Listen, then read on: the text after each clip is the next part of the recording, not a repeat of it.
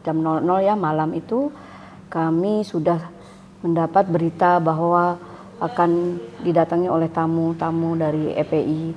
Itu pagi-pagi kami langsung pergi ke masjid dan untuk mempersiapkan pada waktu itu adalah untuk sholat, untuk persiapan sholat dan untuk menyediakan juga ibu-ibu di situ, sebagian ibu-ibu itu untuk menyiapkan konsumsi yang sudah hadir.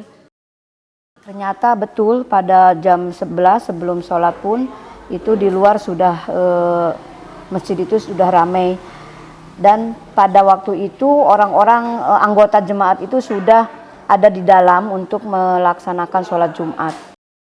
Setelah sholat Jumat, bahwa kami mengintip dari jendela masjid itu di luar, melihat keadaan di luar itu, semua ibu-ibu itu merasa lunglai ya, merasa lemas, lunglai, dan semua menitikkan air mata. Setelah sholat Jumat terjadi penggembokan, lebih-lebih lagi ibu-ibu ini semua tidak bisa melangkahkan kakinya, untuk berdiri pun merasa lemas karena merasa betapa mereka itu kejam, bukan seperti manusia, seperti hewan lah yang berbuat kepada kita ini, tidak mendengar.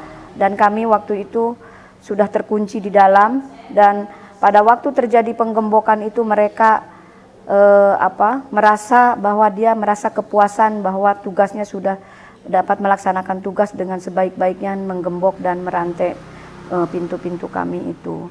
Ini keluar dari tempat ibu-ibu kemudian ke tempat bapak-bapak. Jadi jendela yang bisa dilewati itu satu jendela bapak-bapak. Jadi lewatnya kami pakai bangku, pakai kursi, meloncat ke, kan agak tinggi ya, semeter dari antara pintu ke bawah itu.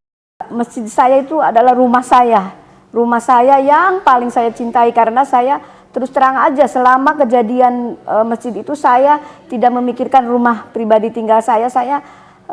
Kebanyakan saya tinggal di masjid. Saya satu hari pagi-pagi saya sudah ke masjid, untuk saya juga menyiapkan konsumsi untuk yang berada di masjid, yang jaga dan yang datang ke masjid. Buat saya itu adalah buat segala-galanya, buat kegiatan ibadah saya, kemudian buat kegiatan-kegiatan anak-anak saya dan lain sebagainya.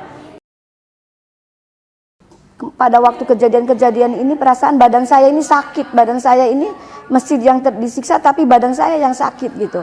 Kenapa kita ini kok beribadah saja di rumah sendiri, kenapa sampai kami ini merasa tidak aman, tidak nyaman di rumah sendiri saja. Dan kenapa kami juga mau mengamankan rumah sendiri, merasa kami ini justru yang harus pergi dari situ.